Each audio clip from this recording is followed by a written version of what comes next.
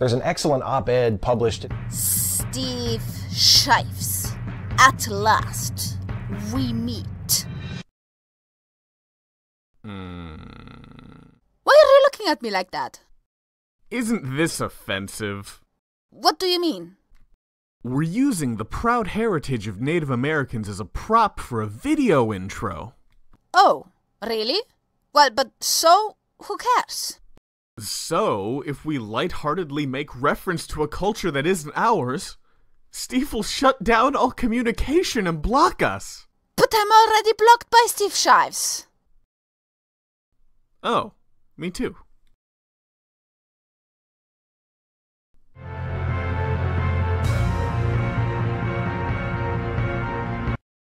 There's an excellent op-ed published today in the New York Times. This is it right here. It's called What Snowflakes Get Right About Free Speech, and it's by Ulrich Baer, and I cannot recommend it to you highly enough. In the piece, Ulrich Baer describes how these student protesters who have come out to stand against speakers such as Milo Yiannopoulos. Those violent protests erupting overnight at UC Berkeley.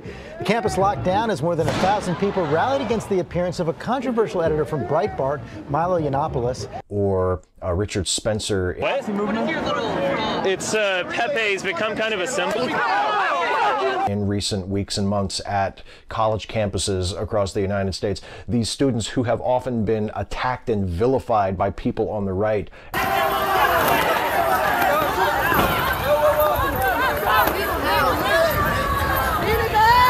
As being anti-free speech or putting their own feelings and their own sensitivities ahead of stalwart principles of the republic like free speech. Now where on earth would people get that impression?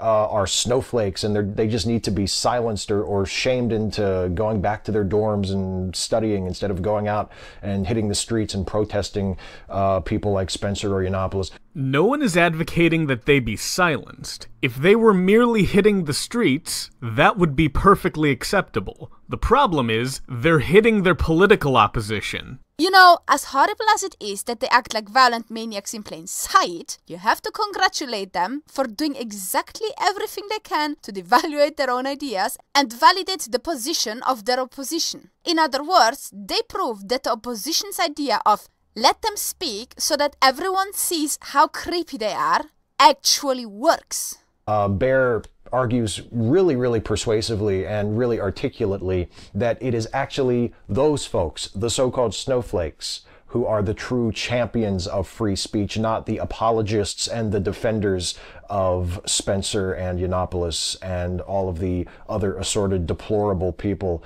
the hate mongers and purveyors of ignorance and intolerance. I know this is a bit of an off-topic, but if someone would say Hitler argues really persuasively and accurately for the elimination of Jews, that would not make Hitler's position right. Especially not if it has been cherry-picked to enforce an already existing confirmation bias. And do you notice how he discards the position by putting derogatory labels on them instead of going after their arguments? Oh, Steve, you're such a privileged cis-white male. Why should I listen to you? I'd rather hear the poor oppressed minority telling me how Hitler wasn't bad.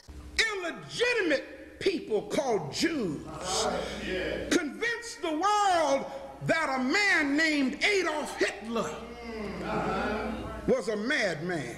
Right, Steve? I have no great love for Richard Spencer, and I had no motivation or desire to defend him until you and people who share similar opinions to you forced my hand. Presumably, your goal is to have fewer Richard Spencers in the world. This is not how you go about achieving that end. When you deprive your opposition of their ability to speak, you have not defeated your opposition. You just further entrench them into their position, especially if you do it violently. When you say things like, If I read the newspaper next week and the story is, oh, Richard Spencer is afraid to leave his house because every time he steps out his front door, somebody punches him, I'm going to say, good. Fuck him. You put people like me in an undesirable position. Because now I need to defend Richard Spencer, who I have very little in common with politically. And aside of that, you also make some people who originally didn't share his opinion, disagreed with it, or didn't care, more sympathetic towards him or even his ideas.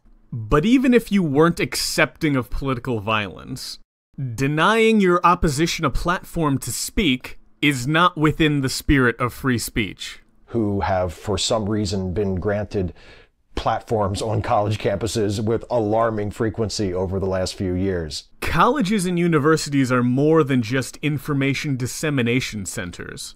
They're learning institutions, and contrary to what you might think, it is valuable to learn what your political opposition thinks and how they think.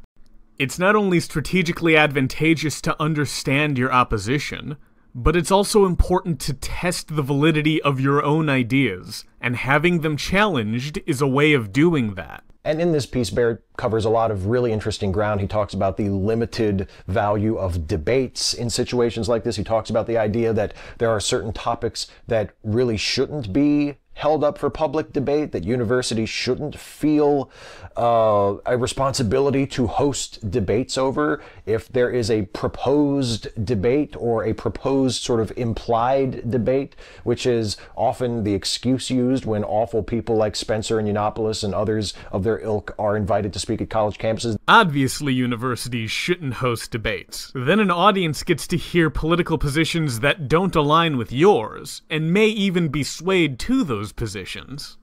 They might be persuaded to have thoughts that are wrong. I could try presenting better or more compelling arguments, but what if I don't have better or more compelling arguments? Well, in that case, I think it's best that I just stop my opposition from speaking. Because I know I'm right, even if I can't articulate why. The excuse made by people who, even by people who claim not to want to defend their ideology, they say, well, we need to hear them out because their ideas need to be heard in order to be argued about and rejected.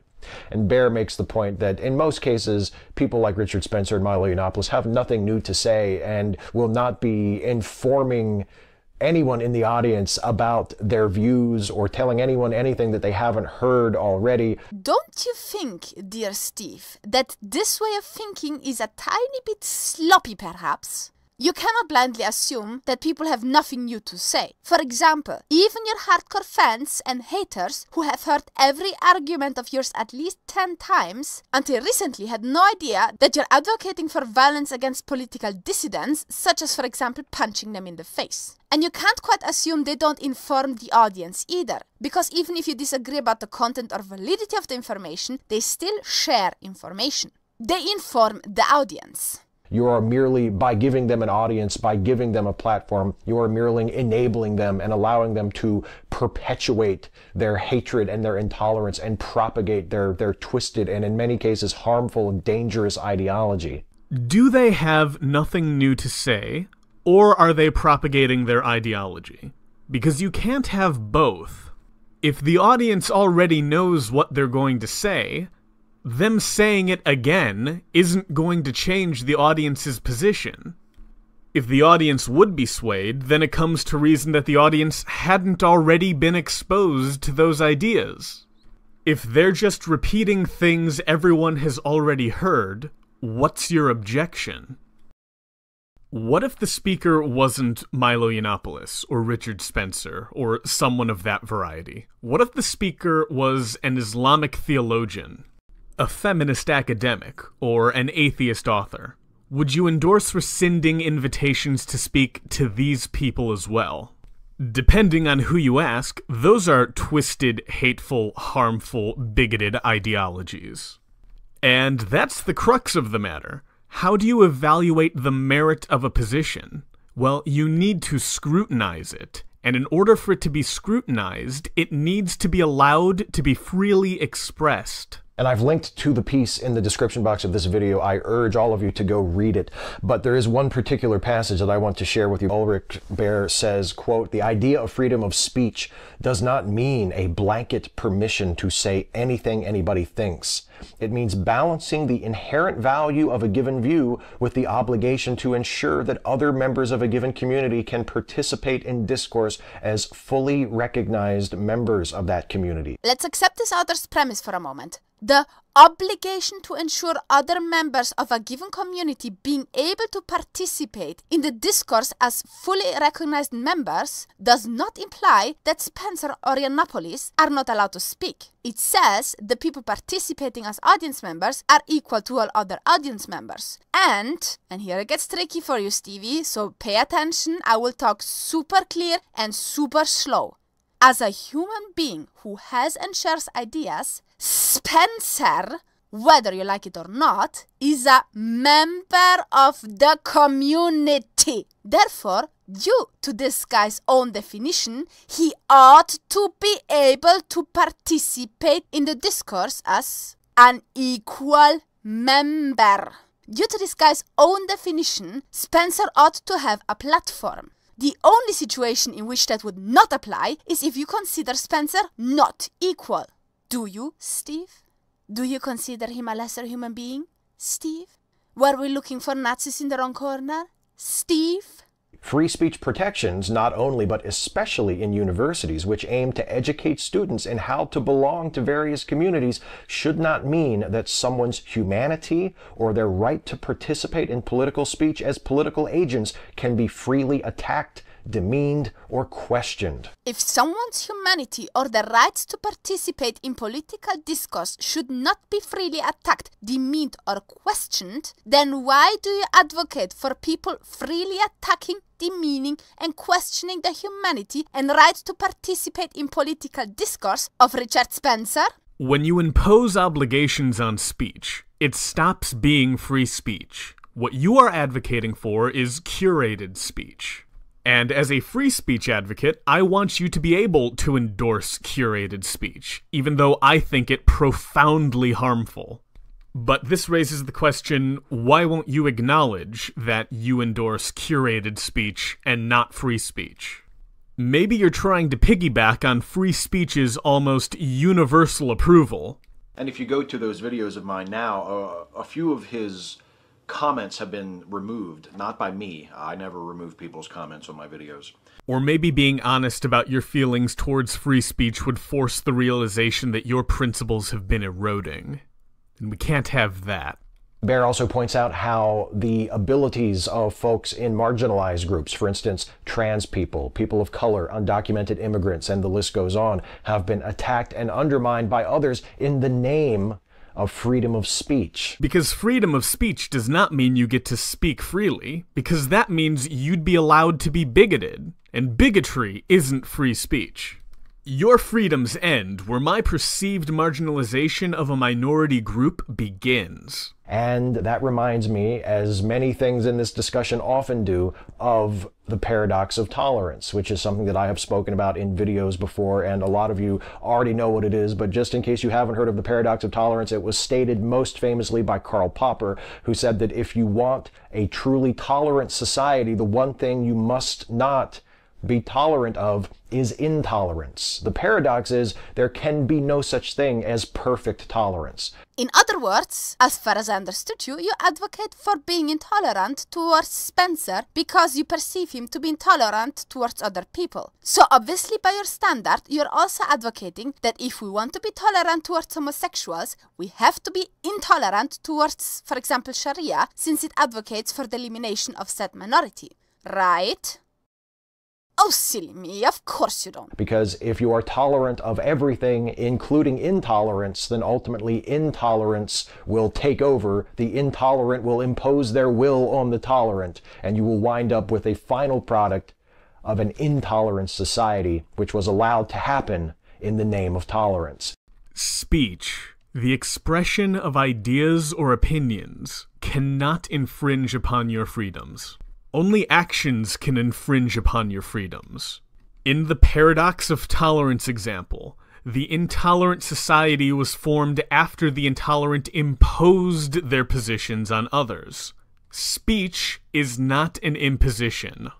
Your position seems to be allowing hateful speech is a slippery slope to allowing hateful actions. But it's not speech that leads to action. It's beliefs that lead to action. And you do not combat the belief by silencing the speech. You do, however, make holders of the belief harder to identify.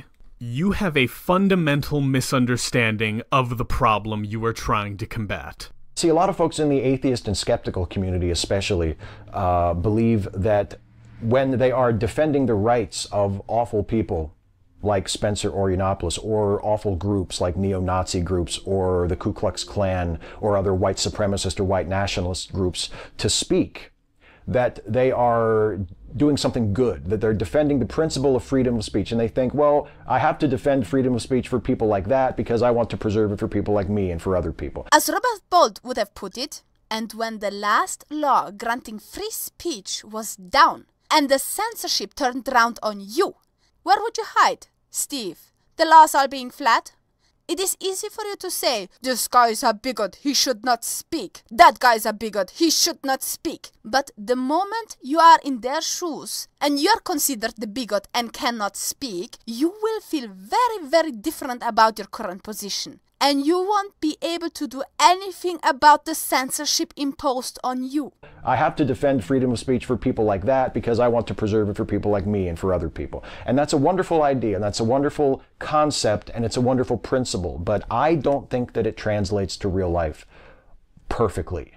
You can be a proponent of curated speech and be critical of free speech. But what you can't do is endorse the suppression of certain ideas and pass this suppression off as free speech. Honesty isn't that difficult, Steve. You can do it. I believe in you. I think that if you truly care about freedom of speech and the situation you want to see realized is the maximum number of people able to exercise their freedom of speech in our society, able to participate in political conversations, especially in ways that will be recognized and valued. I'm sorry I need to silence you, but take solace in knowing that it was for the greater good.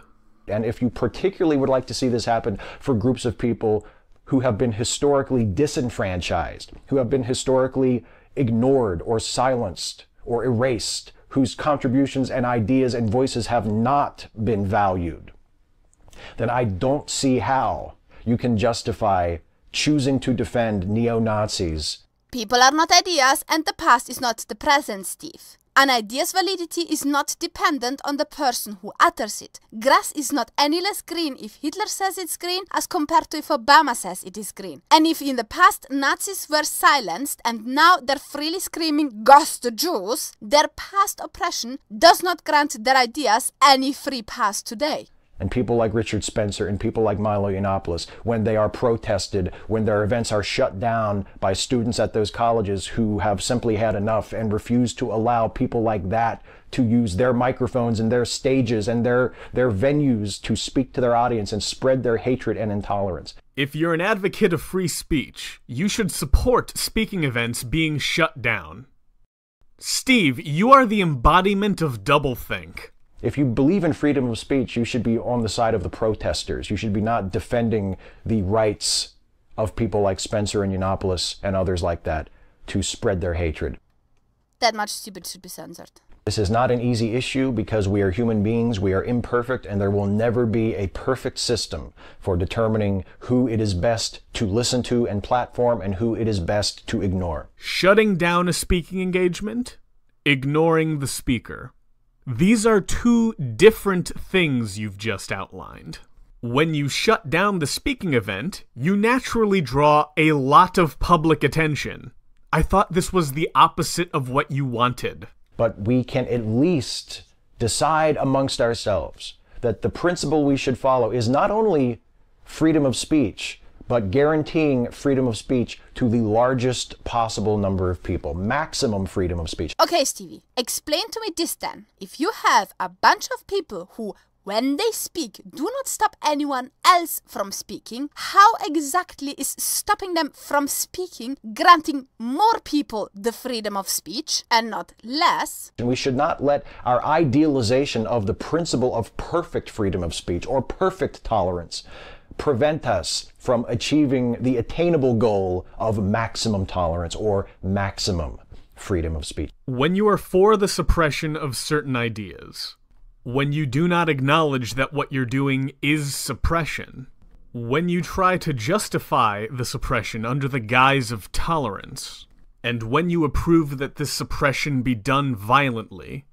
you are the barrier to maximum free speech. A society where people who push ignorance and intolerance and hateful, dehumanizing ideologies are, legally speaking, free to say whatever they wish, but practically speaking, are not invited on prominent radio or TV shows or podcasts or YouTube channels, are not given lucrative book deals, are not invited to speak on stage at colleges and universities, and generally speaking find it difficult, if not impossible, to amplify and spread their awful messages beyond their little circle of ignorance and hate.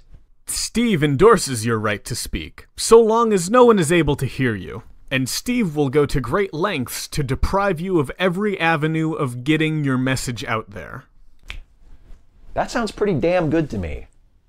How about you?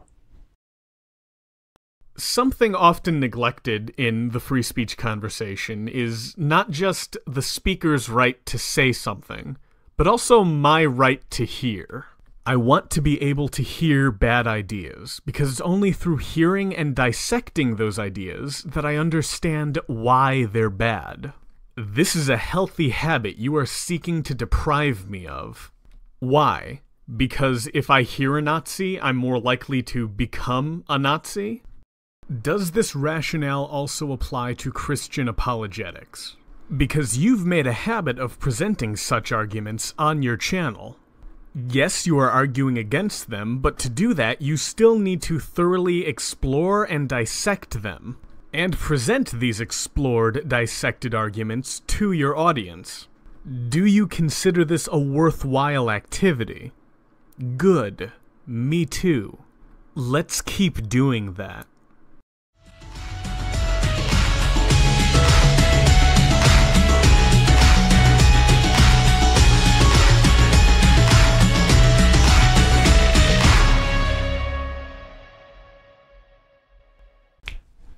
That sounds pretty damn good to me. How about you? It's time to stop! It's time to stop, okay? No more! Where the fuck are your parents? Who are your parents? I'm gonna call Child Protective Services. It's time to stop!